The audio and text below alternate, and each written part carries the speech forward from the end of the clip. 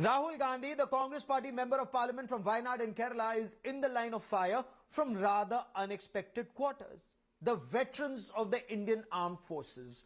20 distinguished veterans have issued a statement. They've shot off a letter asking Rahul Gandhi not to repeat his great-grandfather Pandit Jawaharlal Nehru's utopian mistake. Nehruvian utopia is what they say. Pandit Jawaharlal Nehru, they argue, wasn't in favor of a standing army, and that cost the nation in 1962. Don't repeat that mistake. India not only needs a standing army, but a very strong army. Listen in to what Rahul Gandhi said and the political reactions, political and military reactions that followed. If you use India's laborers, India's farmers, India's workers, you will not need the army, navy and air force to be standing over there. Congress MP Rahul Gandhi in the line of fire for his bizarre no need for Indian army claim. Rahul, who was campaigning in Tamil Nadu, stoked a major row after allegedly making unsavory remarks on Indian armed forces. The Gandhi sign, while attacking the Modi government on LAC standoff, had said farmers and workers will suffice to keep China at bay. And there will be no need for the army, navy and air force. You are using the Indian army, the Indian navy, the Indian air force to protect India from China. If you use India's laborers, India's farmers, India's workers, you will not need the army, navy and air force to be standing over there. China will not have the guts to come inside. The statement did not go well with the military veterans, who strongly objected to Rahul's statement, calling it demeaning and an insult of forces. The decorated military veterans said in a statement that they were shocked and deeply hurt by Rahul Gandhi's remarks, calling the army dispensable. The veterans said that India's armed forces are a very dedicated, highly trained professional outfit with exceptional worldwide reputation. They said that such demeaning statements not only seriously demoralizes the men in uniform, but also are derogatory. The veterans have also requested Rahul to tender an unconditional apology to the armed forces. This statement is highly reprehensible. It clearly indicates disdain and disrespect for the Indian armed forces, insensitivity towards the nation, extreme frustration and insecurity for having been reduced by the people of India to a non-entity. 1,000 kilometers of Indian land has been taken by the Chinese. The man with the 56-inch chest cannot say the word China. You look at his speeches for the last 3, 4 months, 5 months, he does not say the word China. When the Chinese entered our territory, he lied to the nation and said nobody has come. An unfazed Rahul Gandhi, however, continued to target the Modi government. From surgical strikes to Balakot, Rahul Gandhi has been accused of questioning the ability and valor of forces.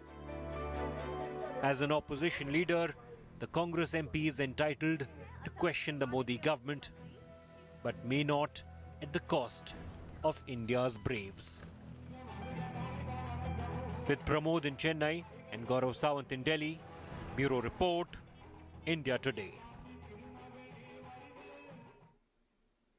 Joining me on the broadcast is Lieutenant General Sanjay Kulkarni, former Director General of Infantry and one of the signatories to the statement. Also with me is Gaurav Vallabh, spokesperson of the Congress Party, and Guru Prakash, spokesperson of the Bharatiya Janata Party. But before I come to my guests, I quickly want to cut across to India Today's Mosmi Singh, who's standing by with more details. Mosmi, some of the veterans say that Rahul Gandhi's statement was reprehensible. Did he actually mean that the armed forces or the armed forces personnel were dispensable? And does the Congress feel, is there a need for Rahul Gandhi to either clarify or apologize?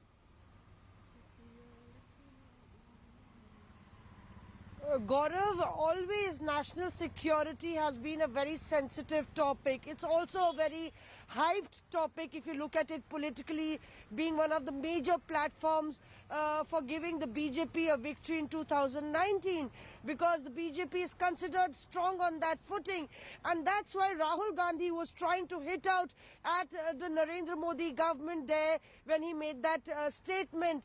The Congress party has been clarifying that his statement has been taken out of context.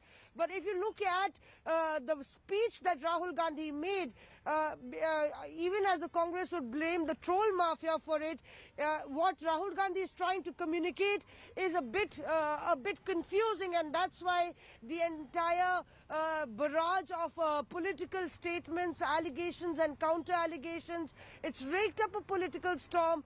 And even as the Congress is pointing out that if the government violates the Official Secrets Act, alleging that the government has, these veterans have not raked up that. They haven't issued any letter on that. And when Rahul Gandhi is making a genuine point talking about protecting the country, then these veterans remember that his remarks were unceremonious. So naturally, Mosmi, stay with me. Let me bring in Lieutenant General Sanjay Kulkarni, former Director General of Infantry, for the benefit of our viewers.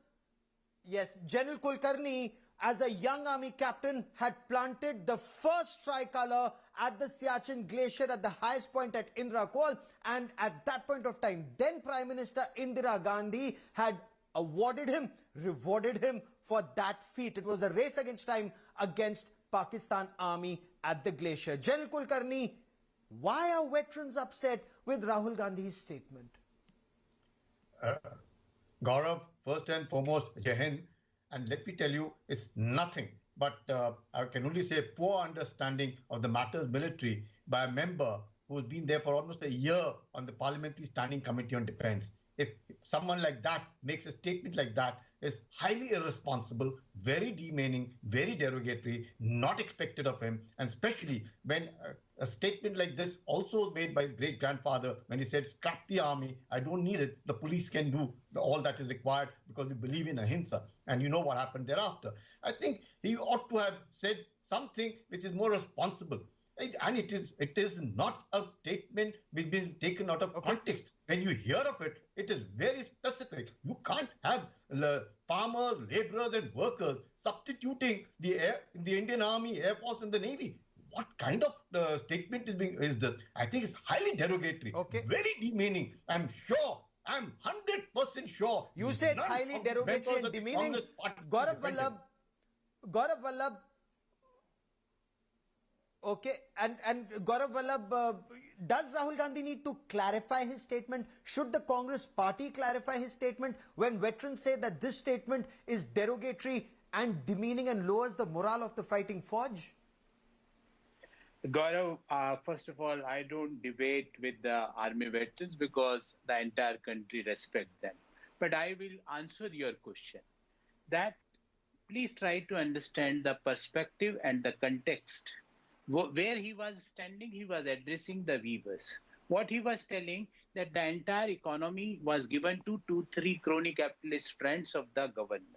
What he was trying to say, that after demonetization, after the flawed implementation of GST, after the without preparation lockdown decision, we had seen an economy coming down to minus 23.9%. And now try to understand that what he said.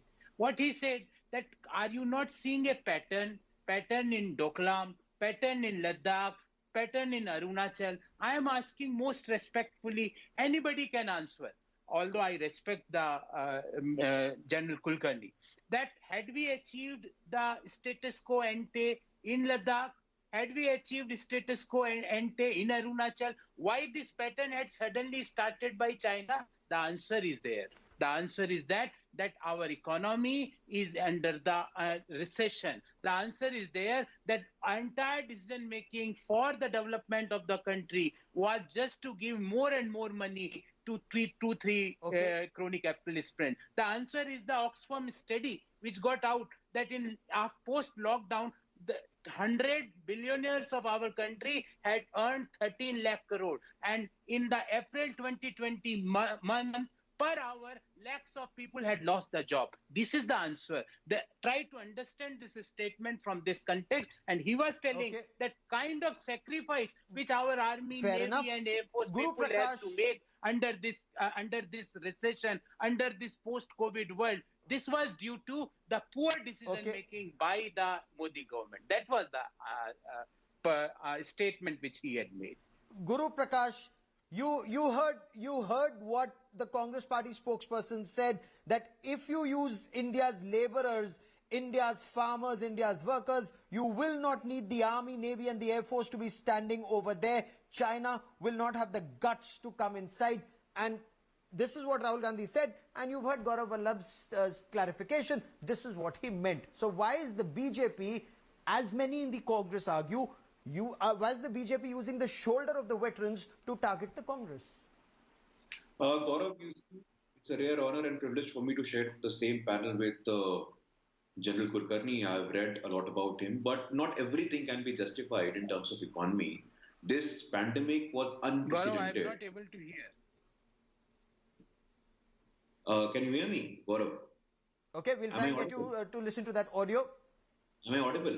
Our audio team will just fix that. Go ahead, Guru Prakash. I'm sure we'll just fix that audio in a moment. Am I audible, Gaurav? Can you hear me? Just, yeah, to me, you are audible loud and clear. Gaurav Vallabh, can you hear? Yes, yes. Yeah, so I was just saying, I was just saying that it's a matter of rare honor and privilege to be in the same panel with General Kulkarni. I have read a lot about him, and we have a great amount of respect. That goes without saying. Not everything can be justified in the name of economy. This pandemic was unprecedented globally, and the sort of leadership that the Honorable Prime Minister has shown, Pradhan Mantri Garib Kalyan Ann Yojana, 80 crore people. I repeat, 80 crore people, the Honorable Prime Minister ensured that they do not go to the bed hungry. Pradhan Mantri Garib Kalyan Rozgar Yojana, 125 district, 125 man days of work. So this is unacceptable. But as far as the statement is concerned, let me complete. As far as the statement is concerned, there is a term in law which is called habitual offender. Habitual offender. This is what Mr. Rahul Gandhi has unfortunately become.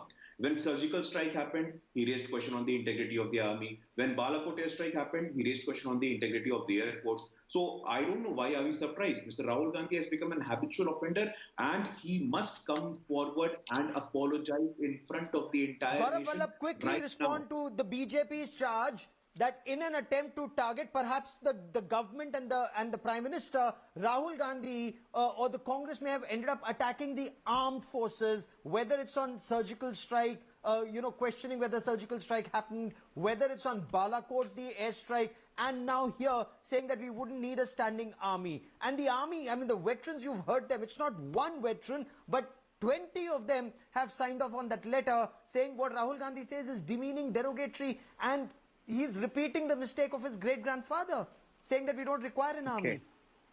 My good friend from BJP, he was telling that post-COVID, the world economy is under pandemic. My dear friend, before COVID also, our economy was under recession. And the reason was that you took a decision of demonetization by which you had killed the fair enough, our economy is under recession. So, why dragging the army into that conversation is my limited point, sir. Sir, my limited point is, why dragging the army into that conversation? Yeah, I'm coming to that, Rahul, because you have to understand that statement from that perspective. And I'm asking the gentleman from the BJP if he can answer that. Are you not seeing the pattern? Number first chapter, Doklam. Number second chapter, Ladakh. Number third chapter, Arunachal. At any of these three places, had we achieved status quo ante? Why we are not achieving? Why China is continuously we are facing Chinese aggression? Why we are having incursions at various borders? The reason is very simple, because when the economy is under recession, when per capita income of the country is reduced by 5.5%, when the unemployment levels are all-time high at 9.2%, then that is what the perspective and context at which Rahul Gandhi ji was saying, and he was telling that had it been not in that case, what sacrifices our armed forces had made, we were not supposed to make those sacrifices. General Kulkarni, you buy that argument, our economy is weak, and that is why our economy is weak, and that is why we are seeing Chinese aggression, whether at Doklam in 2017 or Arunachal Pradesh or Eastern Ladakh in 2020. Gaurav, are you asking me? I'm asking you, General Kulkarni. Yes, sir. Yeah. Let me tell you, irrespective of what be it, he should have said that despite COVID and despite the economy not doing well, we are indeed, the way the armed forces have stood up to China as something to learn from, and not to say that we would intend substituting them with the agricultural laborers and farmers and the workers. I'm sure if he was to ask them, they would also say no to him. We cannot do that. It's a very professional thing. You do not demean forces to be saying that. That's what exactly the enemy is looking at. The enemy is seeing to it that what is happening in India, if the economy is not doing well, if there were a pandemic which has resulted in this kind of a situation of the economy, does that mean anybody to give such a remark to say that the armed forces are not required and they could substitute them with laborers? Is that the way we talk about the armed forces? I think you ought to be, the whole nation is proud of the armed forces. And coming on the eve of the Republic Day, coming at a time when there's tension along the LAC, we know what's going on. Are we playing into the hands of the enemy? Is that what we are all here for? We all must stand united, irrespective of the political party. That's a grave charge you level. That's a very grave charge you level. Okay, good point. Irrespective of what political party you belong, when it comes to the external threat, everyone needs to be together. And Gaurav Vallabh, if you read this letter, that's the other point that the veterans have raised. And if I may quote, they're asking is Rahul Gandhi displaying lack of farsightedness? Is he displaying perhaps the same Nehruvian utopia? Pandit Jawaharlal Nehru, some argue, was not in favor of having a standing army. We paid a price for it. We lost the 62 war, and how, wherever we did not combat the army. Again, our army was ill-prepared. Is Rahul Gandhi repeating his great-grandfather's mistake, Mr. Vallabh? Gaurav, I had asked a question. I am not asking to General Saab because I am not debating with him. But I asked a question to my friend from BJP, that why this pattern is evident in last 3-4 years. Why it was not there between 2004 to 14? Sir, I will take that question to him. Will you answer the question I've asked you? Sir, sure. Yeah. I will get him to respond to that. I will get him to respond to that, and you can shoot off that letter. Yeah. But this Nehruvian utopia that the veterans talk about, is Rahul Gandhi not in favor of a standing army, or does that statement need to be clarified, as General Qadian, former deputy chief, asks, or as General Kulkarni asks? It will be a big mistake not to have a strong standing army. I am asking, who had changed the geography of the world? It was Mrs. Indira Gandhi. Always you are remembering 1962. By doing this, what you are trying to do, Gaurav, you are insulting our brave soldiers who had sacrificed their life. You are insulting Major Shaitan Singh if you are again and again saying, 1962, it was only 15 years post-independence. India was emerging. But who gave a power to our military? Who gave the response to our military? It is not in last 6 years it had happened. My question is very simple, Gaurav Sawant, that 4 to 14, China had entered. I can tell that our side of LAC they entered, but we had achieved status quo. Why status quo is not achieved in Ladakh, in Arunachal, in Doklam? Why it is not achieved? The answer is very simple, because internally there is Guru Prakash, respond. Economy, respond. We are in the recession. That is the question which I am raising. Gaurav Vallabh, I would like to humbly and most respectfully... Guru Prakash, respond to the charges leveled by Gaurav Vallabh. Yeah, Gaurav Vallabh, I admire you a lot, and I would like to convey this with utmost humility. You can raise any amount of question on the BJP. You can raise any amount of question on our policies, on our programs. But I'm requesting you with my folded hands, sir. Please don't raise questions on the integrity of the armed forces again. It is very demeaning. And I'm very happy that you raised the question of 1971. I would like to remind you that the Honorable Defense Minister was Babu Jagjeevan Ram, and the entire writers of history gave the credit to Mrs. Indira Gandhi. Why did that happen? Why? Because Babu Jagjeevan Ram was a Dalit. Nowhere in the pages of history would you see any acknowledgement. So please, in the name of politics, don't question the armed forces, don't question the integrity of the armed forces, sir. I'm again requesting with folded hands. Now, please do one thing. Please apologize in front of the entire nation, because it is not the BJP who are raising the question. It is the armed forces. It is the veterans who have written a letter to you, sir. It's not the Bharatiya Janata Party. As far as the question on policies are concerned, the budget session will start anytime soon. Please come here and I request you, I give you an open invitation. How many questions you have, please raise this question, but please not again ask your leader, request your leader, sincerely request your leader to raise or point fingers at our armed forces, sir. Gaurav, I respect you. Gaurav Vallabh, you want to quickly respond? Yes, sir. Please respond. Yeah, Gaurav, I respect you as a journalist who understands strategic affairs. My question was very pinpoint question, which he had not tried to answer because he doesn't know the answer. I asked that whether we had achieved status quo ante at Ladakh, at Doklam, at Arunachal. He is not answering that question. Because answer is that we had not achieved status quo of April 2020. We had not achieved status quo. This is the sort of. The reason is very simple. Because China is seeing that there is an fighting. China is seeing that there is an environment of hate. China is seeing that the economy is in doldrums. China is watching all those things. And this is the reason of your party. No. Let me tell you that this is your arrogance. One by one. Gentlemen, one by one. You assume that you are the repository of knowledge. You show that arrogance and the sense of entitlement. That is the problem of Congress party. The sense of arrogance, the sense of entitlement, which you say you are not the repository of knowledge. Sort of condescending. At the same time, Guru Prakash, the question that the Congress party raises, is a question that the government must answer.